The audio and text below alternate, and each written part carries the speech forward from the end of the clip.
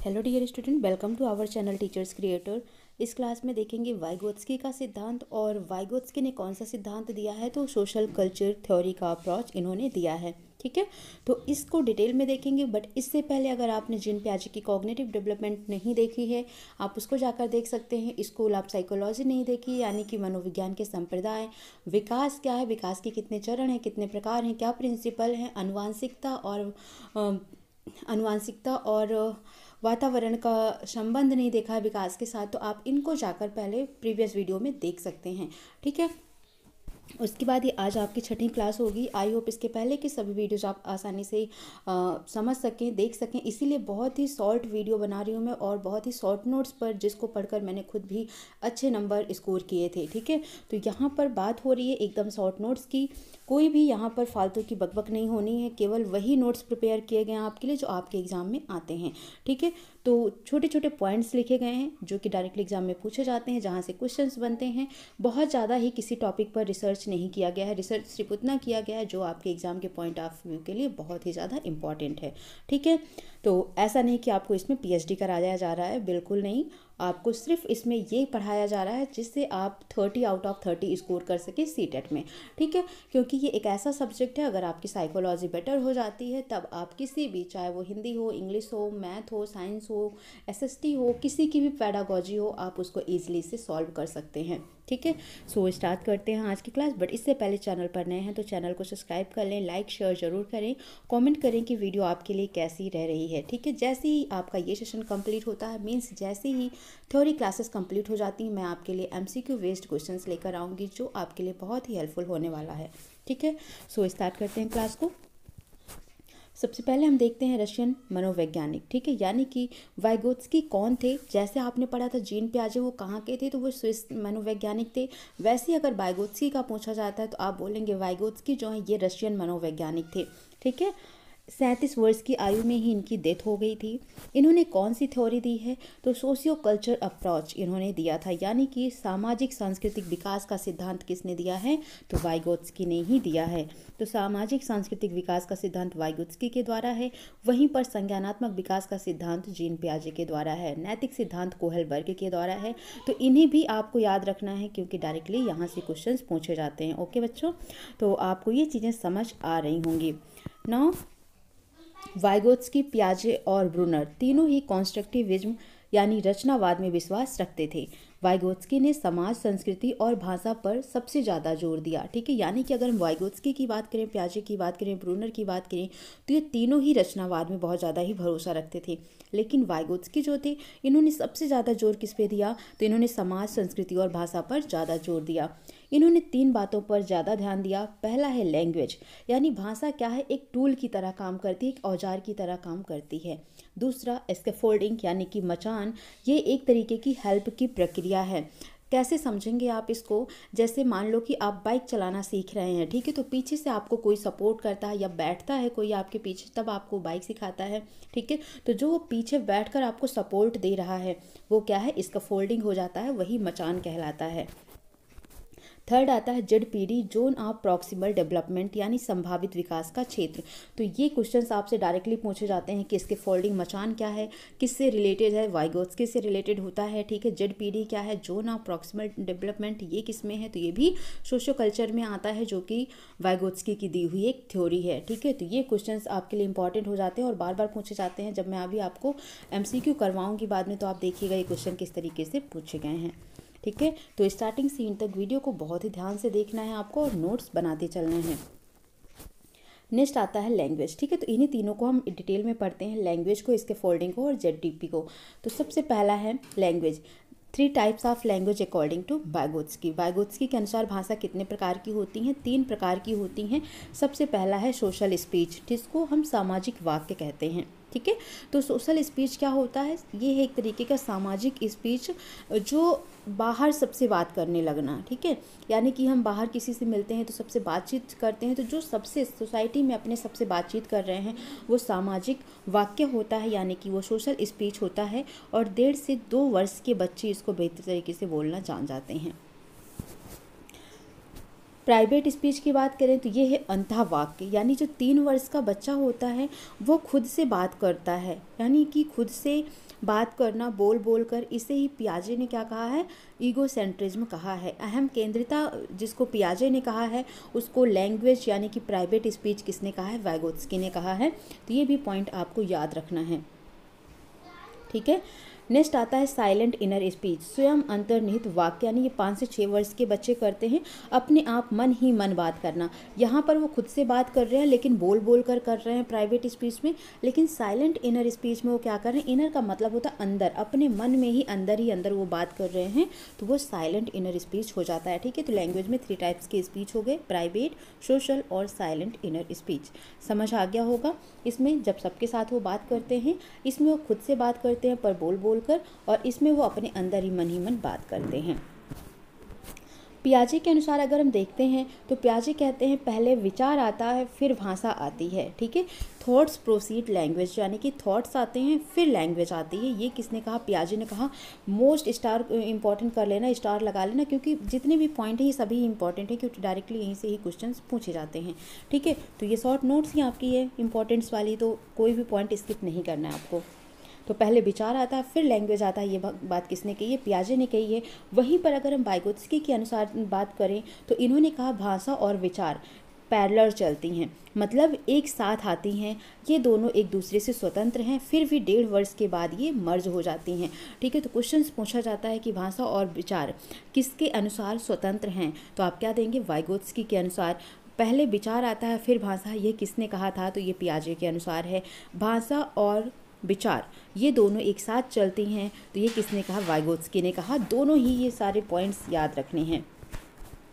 ली wolf के अनुसार इन्होंने क्या कहा, सांस्कृतिक का भाषा पर प्रभाव पड़ता है, यानी जो हमारा कल्चर है वो हमारे लैंग्वेज पर क्या करता है, अपना एक इफेक्ट डालता है, ठीक है। तो लैंग्वेज से सारी बातें क्लियर हो गई आपकी कि लैंग्वेज जो वाइगोत्स्की ने दिया है 3 तरीके की हैं। एक तो सोशल स्पीच हो गया, प्राइवेट और इनर, इसमें समाज से बात करना, इसमें स्वतः बात करना और इसमें अपने आप मन में ही बात करना। पियाजे ने क्या कहा, भाषा और विचार एक साथ नहीं आते, अलग अलग आते हैं, यानी पहले विचार आता है फिर भाषा आती है। वाइगोत्स्की ने कहा ये दोनों एक दूसरे के पैरेलल हैं और एक ही साथ आते हैं। वहीं पर ली वॉल्फ ने कहा कि जो हमारा कल्चर होता है वो हमारे भाषा पर अपना इम्पैक्ट, अपना इफेक्ट डालता है, ठीक है। नेक्स्ट आता है स्कैफोल्डिंग, जो सेकेंड हेडिंग थी वाइगोत्स्की में, वो आपने क्या देखा, स्कैफोल्डिंग यानी कि मचान। ये क्या है, एक तरीके की प्रोसेस है, एक प्रक्रिया है। इसे जेरोम ब्रूनर ने दिया था, लेकिन इसका प्रयोग किसने किया, वाइगोत्स्की ने किया। तो इसके फोल्डिंग अगर पूछा जाता है क्या है ये, तो आप क्या बोलेंगे, यह एक प्रोसेस है, एक प्रक्रिया है जिसे जेरोम ब्रूनर ने दिया था, लेकिन इसका प्रयोग किसने किया था, वाइगोत्स्की ने ही किया था। टेम्प्रोरी स्ट्रक्चर ऑफ फेल्प, एक तरीके से आप कह सकते हैं कि टेम्परेरी स्ट्रक्चर ऑफ हेल्प, सहायता, किसी की टेम्परेरी अस्थायी सहायता करना या किसी की सहायता करना अस्थायी तरीके से, जो हमेशा परमानेंट नहीं है, मतलब थोड़े समय के लिए आप किसी की हेल्प कर रहे हो, तो ये स्कैफोल्डिंग कहलाता है। इसका मतलब किसी को उसके संभलने तक सहायता देना। जैसे कोई बच्चा है, आप उसकी उंगली पकड़कर उसको चलाना सिखा रहे हैं, लेकिन जब वो चलना सीख जाता है आप उसे छोड़ देते हैं, तो वो जो उंगली पकड़ के चलाने तक का समय है वो क्या हो गया, स्कैफोल्डिंग हो गया। कोई साइकिल सीख रहा है, आप पीछे से पकड़कर उसको सिखा रहे हैं, जैसे वो साइकिल चलाना सीख जाता है आप छोड़ देते हैं, फिर वो अपने आप चलाता है, तो वो टाइम पीरियड जब आप साइकिल को पीछे से पकड़ते थे और वो चलाता था, तो वो क्या हो गया, स्कैफोल्डिंग हो गया। कोई बाइक चला रहा है, आप पीछे बैठकर उसको बाइक सिखा रहे हैं, तो जब तक आप पीछे बैठकर उसको बाइक सिखा रहे हैं वो क्या हो गया, स्कैफोल्डिंग हो गया। उसके बाद वो खुद ही चलाना सीख गया। तो यही क्या है, यही है टेम्परेरी स्ट्रक्चर ऑफ वेल्थ, और इसे ही मचान या स्कैफोल्डिंग कहा जाता है। और यह मोर नॉलेजेबल अदर किसके द्वारा, अन्य ज्ञानवान व्यक्ति के द्वारा दिया जाता है। तो याद रखना भाई, सीधी सी बात है, साइकिल चलाना हमें वही सिखा सकता है जिसको साइकिल आती होगी, ठीक है। ज्ञान हमें कौन दे सकता है, जिसको ज्ञान हमसे ज़्यादा आता होगा। तो ये चीज़ें याद रखना कि वो हेल्प कौन देता है, MKO, यानी कि मोर नॉलेजेबल अदर, जो दूसरा कोई है जो हमसे ज़्यादा जानता है वही वो नॉलेज देता है। तो यहाँ पर पहला पॉइंट देखोगे, जैसे ये कोई एक इंडिविजुअल पर्सन है, ठीक है। दूसरा पॉइंट देखो, ये क्या है, जोन ऑफ प्रॉक्सिमल डेवलपमेंट है, और थर्ड क्या है, आउट ऑफ रीच है। तो पहले में क्या पॉइंट है, इंडिविजुअल पर्सन्स का मतलब हो गया कोई व्यक्ति या बच्चे को अपनी खुद की नॉलेज जिससे वह खुद कर सकता है, तो वह होता है इंडिविजुअल पर्सन्स, ठीक, यानी कि ऐसी नॉलेज, ऐसा ज्ञान जिससे वह खुद कर सके, तो वह इंडिविजुअल पर्सन्स कहलाता है। दूसरा है, कभी कभी बेहतर करने के लिए किसी और की मदद से उस काम को करा जा सकता है, इसलिए इसे ZPD यानी संभावित विकास का क्षेत्र कहा जाता है। ठीक है। जैसे आप पढ़कर भी सीटेट निकाल सकते हैं, लेकिन अगर आप यूट्यूब पर क्लासेस कर रहे हैं या आप कहीं कोचिंग कर रहे हैं तो आप क्या कर रहे हैं, अपने आप को और बेहतर बनाने की कोशिश कर रहे हैं ना। तो जब आप किसी और की मदद से उस काम को कर पा रहे हैं तो वही हो जाता है आपका ZPD यानी संभावित विकास का क्षेत्र। और आउट ऑफ रीच का मतलब हो जाता है जहाँ पर कुछ भी सीखा नहीं जा सकता है। ठीक है, तो ये 3 तरीके के जोन हैं। पहले में बच्चा खुद से सीख सकता है, दूसरे में किसी और की हेल्प से सीख पाता है, और तीसरे में है कि जहाँ पर वो कभी भी सीख नहीं सकता। ठीक है, तो ये तीनों पॉइंट याद रखना है। वाइगोत्स्की के अनुसार इन्होंने क्या कहा है, तो देखो ये सारे 6 पॉइंट 100% याद रखना कि एक पॉइंट इसमें एग्जाम में आता ही आता है, तो बहुत ही ध्यान से इसको पढ़ना और नोट कर लेना। समाज और संस्कृति से ज्ञान को इंटरनलाइज किया। ठीक है, समाज और संस्कृति, क्योंकि इन्होंने क्या थ्योरी दी है, सोशियो कल्चर थ्योरी दी है ना, सामाजिक सांस्कृतिक सिद्धांत दिया है। तो समाज और संस्कृति से ज्ञान को इंटरनलाइज कौन किया, यानी एक दूसरे से मिक्स कौन किया है, तो वाइगोत्स्की ने किया है। कोऑपरेशन से सीखते हैं, यानी एक दूसरे के सहयोग से सीखते हैं, तो ये किसने कहा है, ये वाइगोत्स्की ने कहा है। ग्रुप एक्टिविटी पर ज़्यादा जोर दिया, पीयर ट्यूटरिंग पर, यानी कि जब हम 3-4 लोग मिलकर अपना पीयर एक साथ मिलकर ग्रुप मिलकर एक साथ काम करते हैं तो उसमें ज़्यादा चीज़ें हम सीख पाते हैं। तो ग्रुप एक्टिविटी पर जोर किसने दिया, वाइगोत्स्की ने दिया। असिस्टेड लर्निंग, यानी कि असिस्टेड लर्निंग ये होता है कि जो ज़्यादा जानकार होता है उससे सीखना। ठीक है, तो ज़्यादा जानने वाले व्यक्ति द्वारा सिखाया जाना क्या कहलाता है, असिस्टेड लर्निंग होता है। जैसे अभी आप सीख रहे हैं तो मैं सिखा रही हूँ, या कोई टीचर आपको पढ़ा रहा है, आप एक स्टूडेंट बनकर सीख रहे हैं वहाँ पर, तो वो क्या हो जाता है, असिस्टेड लर्निंग हो जाता है। तो असिस्टेड लर्निंग किसने दिया, वाइगोत्स्की ने दिया। रेसिप्रोकल टीचिंग किसने दी, ये भी वाइगोत्स्की ने दी। बहुत ही इंपॉर्टेंट है, क्वेश्चंस पूछा जाता है रेसिप्रोकल टीचिंग से। बच्चे और टीचर दोनों एक दूसरे से ही सीखते हैं। ठीक है, जैसे टीचर ने पढ़ा दिया, बच्चे ने अपना फीडबैक दिया, कोई चीज़ गलत हुई टीचर ने फिर से उसको इम्प्रूव करके बताया। तो यहाँ पर बात हो रही है किसकी, कि बच्चे और टीचर जो वो एक दूसरे से सीखते हैं, यही कहलाता है रेसिप्रोकल टीचिंग। कोलैबोरेटिंग प्रोजेक्ट, यानी कि एक ग्रुप में, एक समूह में एक साथ एक दूसरे की हेल्प से काम करना कोलैबोरेटिंग प्रोजेक्ट कहलाता है। तो ये सभी बातें याद रखना, cooperation, group activity, assisted learning, reciprocal teaching, collaborative project, समाज और संस्कृति का इंटरनलाइजेशन, ये सभी बात किसने कही है, वाइगोत्स्की ने ही कही है। ठीक है, तो बस इतना ही मेन पॉइंट है जहाँ से आपके क्वेश्चंस आते हैं वाइगोत्स्की के, इससे ज़्यादा बाहर से कहीं भी क्वेश्चंस नहीं आते हैं। तो आप इनको नोट्स कर लीजिएगा। ठीक है, सबसे पहला आप क्या नोट करेंगे यहाँ पर, वाइगोत्स्की कहाँ के हैं, तो ये रशियन के मनोवैज्ञानिक हैं। इन्होंने कौन सा सिद्धांत दिया, सामाजिक सांस्कृतिक विकास का सिद्धांत दिया। ये तीनों ही क्या थे, एक रचनावाद थे। इन्होंने 3 बातों पर ज़्यादा जोर दिया है, भाषा, मचान और ZPD। ठीक है, तो भाषा को इन्होंने 3 भागों में बांटा, सोशल स्पीच, प्राइवेट स्पीच और साइलेंट इनर स्पीच। और वहीं पर अगर देखा जाए तो पियाजे ने कहा कि पहले विचार आता है फिर भाषा आता है, जबकि वाइगोत्स्की ने कहा कि ये दोनों एक साथ ही आते हैं। और ली वोल्फ ने कहा कि जो हमारा कल्चर है वो हमारी भाषा पर अपना प्रभाव डालता है। सेकेंड मचान था, जो कि एक प्रक्रिया है, एक प्रोसेस है, जिसको जीरोम ब्रोनर ने दिया था, लेकिन इसका प्रयोग वाइगोत्स्की ने किया। ये एक टेम्परेरी हेल्प होता है, जब तक कोई सीख नहीं पाता तब तक उसको सहायता दिया जाता है, और जैसे ही वो संभल जाता है तो हम उसको सहायता देना बंद कर देते हैं। और जो सहायता दिया जाता है वो बहुत ही ज़्यादा ज्ञानवान व्यक्ति के द्वारा दिया जाता है।